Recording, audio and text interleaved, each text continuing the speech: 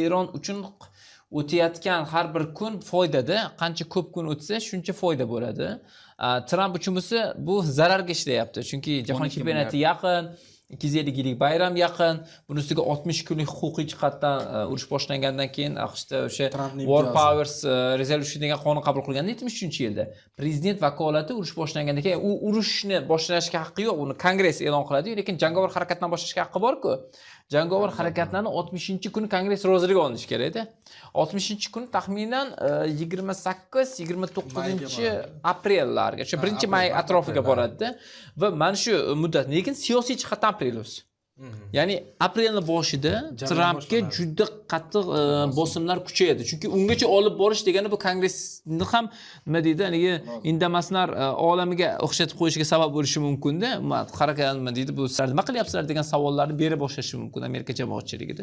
Shuning uchun ham ular bundan oldinroq bosimni kuchaytiradi.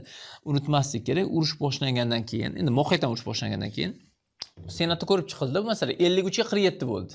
53-47 degani respublikachilar bilan demokratlar to'liq qarama-qarshi degani. Demak, demokratlar Trampga qarshi, agar respublikachilar o'rtasidan 4 tasi taxminan demokratlar tarafiga o'tsa ham, ya'ni klassik respublikachilar, kuchlar muvozanati o'zgaradi va bu holat Trampga nisbatan juda katta og'ir holat olib kelishi mumkin. Buni tushunyapti, shuncha asabiylashadi. Shunga qarab ketayotgandek.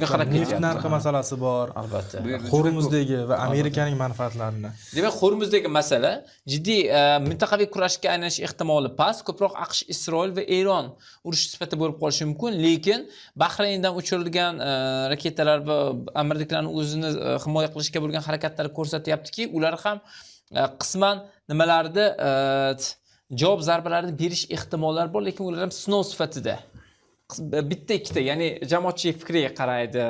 Chunki o'zini xalqi ham istamaydi-ku yirik urushda qatnashishni va Eron ham maksimal harakat qilyaptiki, ya'ni arab davlatlaridagi jamoatchilik bu masalada hech bo'lmasa betaraf turishi uchun